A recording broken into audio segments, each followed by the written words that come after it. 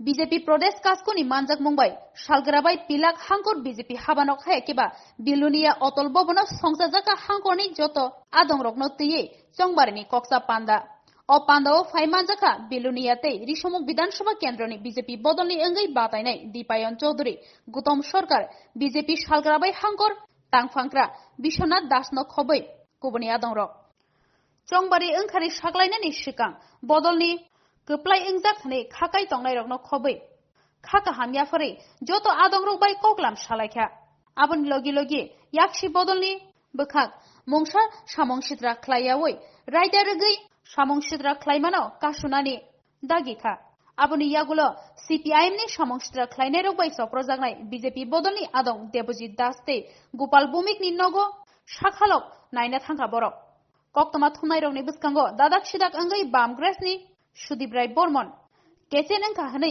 कक खुरसाना थांथानि बिनि तंमं तै थोंरोंनि आसुक थाइनो तैयै बनो बेलायके खुक सिद्राबाय कक साका बीजेपी प्रदेश काजको राजीव भट्टाचार्य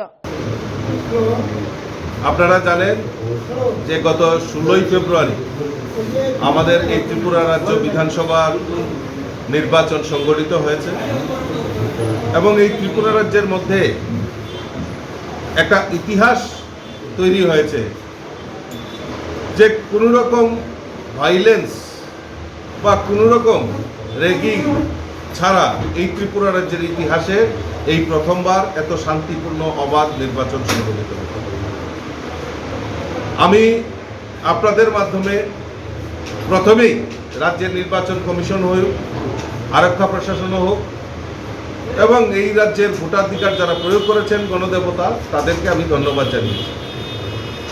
কিন্তু সম্প্রতিকালে এই নির্বাচন সংগঠিত হওয়ার পর সাম্প্রতিককালে আমরা যদি লক্ষ্য করি ত্রিপুরা রাজ্যের বিভিন্ন জায়গায় এই বাম কংগ্রেসিরা যে 25 বছরের ট্রেন্ড যে কংগ্রেসিদেরকে আমরা শুনতাম যে আয়া পড়তাছি ঠিক সেম কায়দায় এই যে ভাইরাস এই ভাইরাস এখন কমিউনিস্টের গায়ে লেগেছে। কমিউনিস্টরাও বলছেন আয়া পড়তাছি এই আয়া পড়তাছি স্লোগান দিয়ে রাজ্যের অশান্তির বাতাবরণ তৈরি করার চেষ্টা করছে।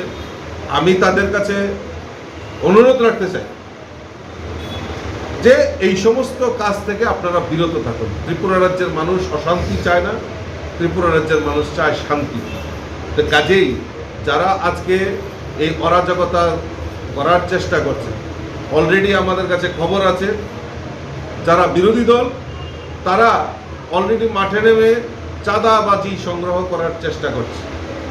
আমি তাদেরকেও হুঁশিয়ারি দিতে চাই, রাজ্যে 5 বছর ভারতীয় জনতা পার্টির সরকার থাকাকালীন কোথাও কোনো ধরনের কাউকে 1 টাকাও চাঁদা দিতে হয়নি। আবার এই চাঁদা সংস্কৃতির কালচার শুরু করে দিয়েছে এই কয়েকটা দিনের মধ্যে। তাদের কাছে হুঁশিয়ারি দিতে চাই যে মানুষকে বিভ্রান্ত করবেন না, মানুষকে অশান্তির মধ্যে ফেলবেন না।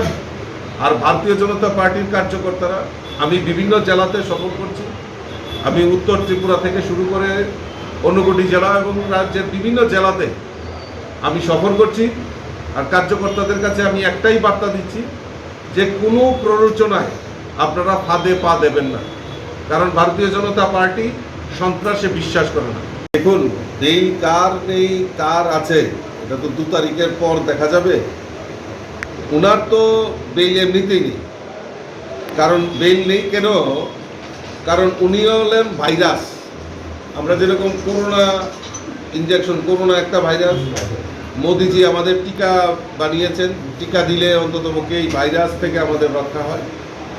উনি তো কোন রাজনৈতিক দল করেন, একবার কংগ্রেস, একবার তৃণমূল, একবার বিজেপি, এখন আবার সিপিএম। তো কাজেই উনার রাজনৈতিক অবস্থান কোথায় সেটাকে উনি পরিষ্কার করুন। আমার তো না হয় বেল নেই, উনার বেলটা কোন জায়গায় আছে উনি আগে পরিষ্কার করুন। তারা এই কোনো প্ররোচনায় পা দেবেন না। আর প্ররোচনা করে যদি আমাদের কার্যকর্তাদের উপর হামলা হুজ্জুতি করে, সেটা কিন্তু ভারতীয় জনতা পার্টি ছেড়ে কথা বলবে না। এই বার্তা আমি সমস্ত কার্যকর্তাদের কাছে আমি দিতে চাই আপনাদের মাধ্যমে। এবং এই রাজ্যে আইনের শাসন রয়েছে, এই রাজ্যে আরক্ষা প্রশাসন রয়েছে। আমরা তাদের কাছে বিচারাধীন হব। আর আমার দৃঢ় বিশ্বাস, যারা এই কুচক্রীরা যারা চক্রান্ত করছেন তাদের উপযুক্ত শাস্তি আমাদের আরক্ষা প্রশাসন দেবে। উত্তর দেওয়া আমাদের কাছে শ্রেয় না, কারণ আমরা কৃষ্টি সংস্কৃতি নিয়ে আমরা বিশ্বাস করি। আর আমাদের পাশে দেবদুর্লভ কার্যকর্তারা রয়েছেন, তারাই তার যোগ্য জবাব দেবে। আমার বেল থাকলে থাকুক, না থাকলে নাই। ওনার বেলটা কোথায় আছে সেটা উনি প্রমাণ করুন। ধন্যবাদ।